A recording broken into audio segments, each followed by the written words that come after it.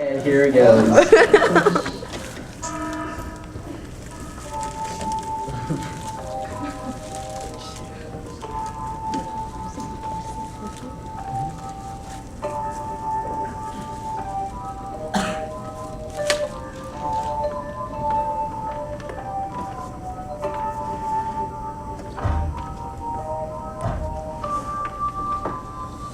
Rumors of new remote detonation bombs of nuclear proportions were confirmed today as the testing facility erupted in flames when workers failed to completely seal the detonation site, the report said.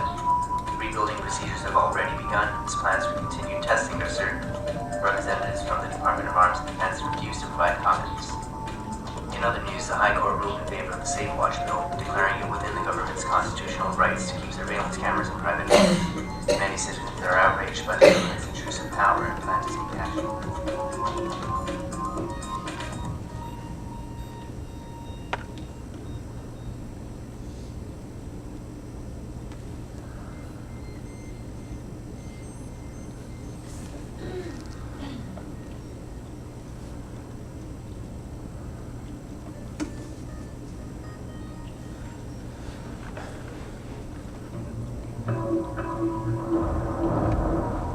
Outraged by the government's intrusive power and plan to take action.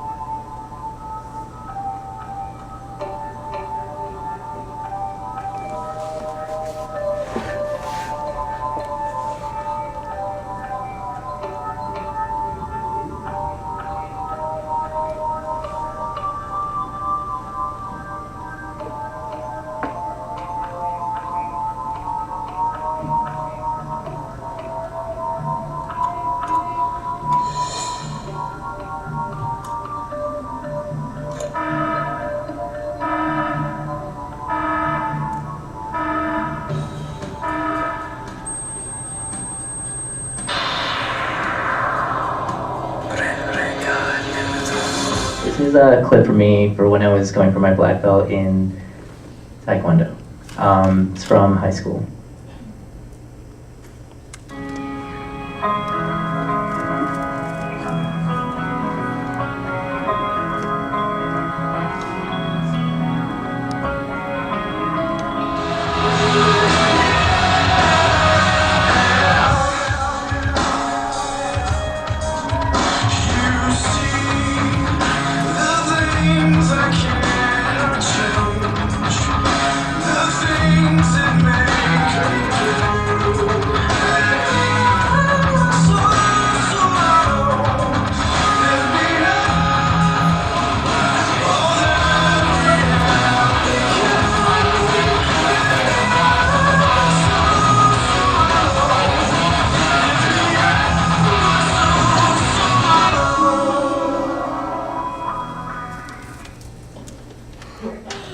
This is a movie picture that I designed in the past. This is, you might have seen me wear this shirt. It's the NRHH shirt for this year. Other things, just random pictures that I added. What? What?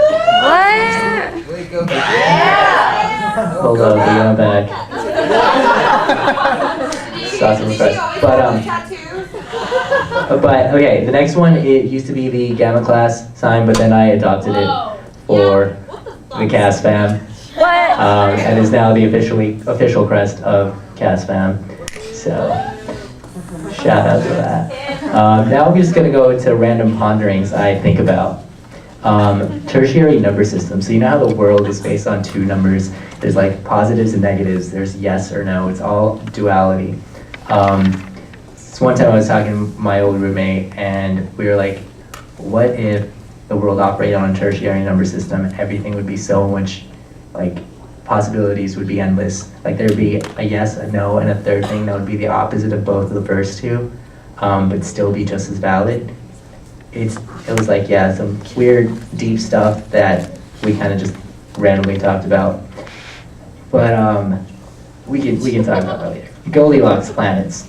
So Earth is considered a Goldilocks planet. It's basically like the just right situation for everything. Like being the right distance away from the sun, being the perfect atmosphere, et cetera, et cetera. And there's a bunch of other Goldilocks planets that scientists have identified in the universe, and kind of just wondering if there's life on those planets and things like that. It's always an interesting question.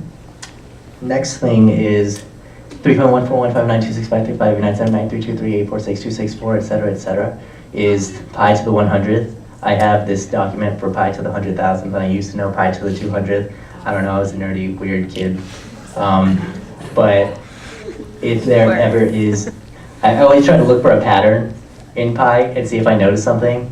Haven't yet, but one day I'll crack it, and if I do, I can just live off of that like forever. Another thing is the quantum double slit, and I was gonna just explain it, but I had no idea how to do it, which is why this next video is here. Here we are, granddaddy of all quantum weirdness, the infamous double slit experiment. To understand this experiment, we first need to see how particles, or little balls of matter, act. If we randomly shoot a small object, say a marble, at the screen, we see a pattern on the back wall where they went through the slit and hit. Now, if we add a second slit, we would expect to see a second band duplicated to the right. Now, let's look at waves. The waves hit the slit and radiate out, striking the back wall with the most intensity directly in line with the slit. The line of brightness on the back screen shows that intensity. This is similar to the line the marbles make. But when we add the second slit, something different happens. If the top of one wave meets the bottom of another wave, they cancel each other out. So now, there is an interference pattern on the back wall. Places where the two tops meet are the highest intensity, the bright lines, and where they cancel, there is nothing. So, when we throw things, that is, matter, through two slits, we get this, two bands of hits. And with waves, we get an interference pattern of many bands. Good so far. Now, let's go quantum.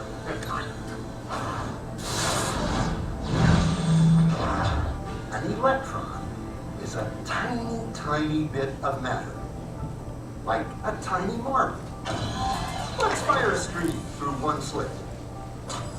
Behave just like the marble, a single band. So, if we shoot these tiny bits through two slits, we should get, like the marbles, two bands. What?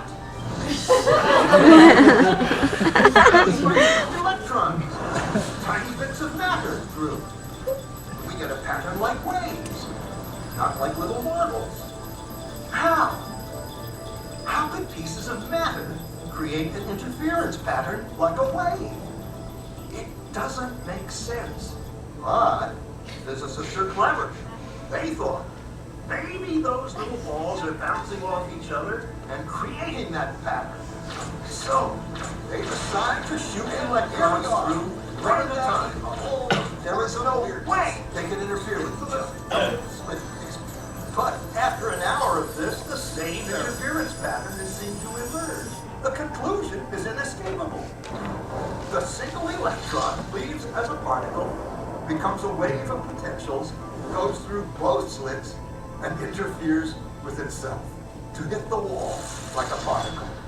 But mathematically, it's even stranger. It goes through both slits and it goes through neither.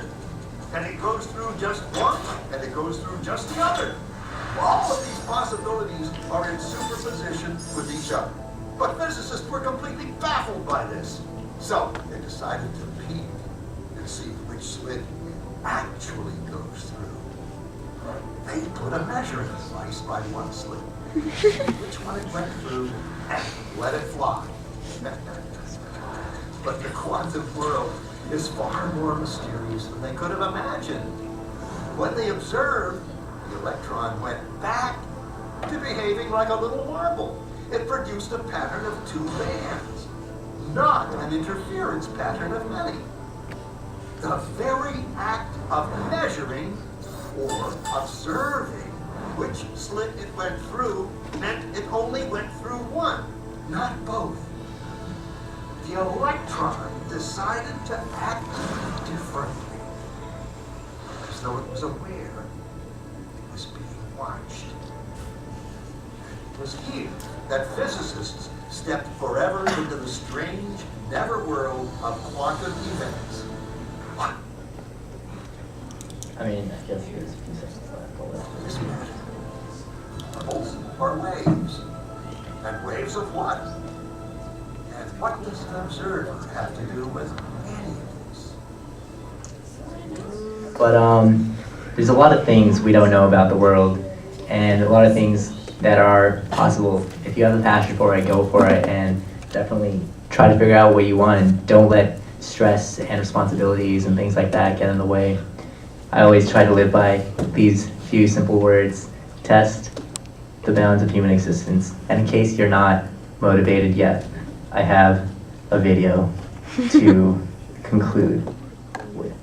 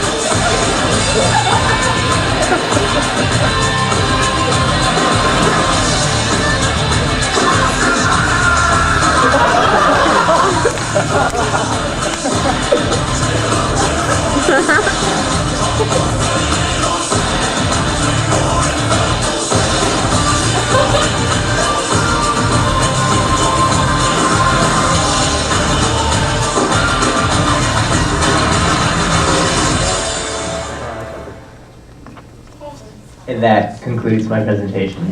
Go out and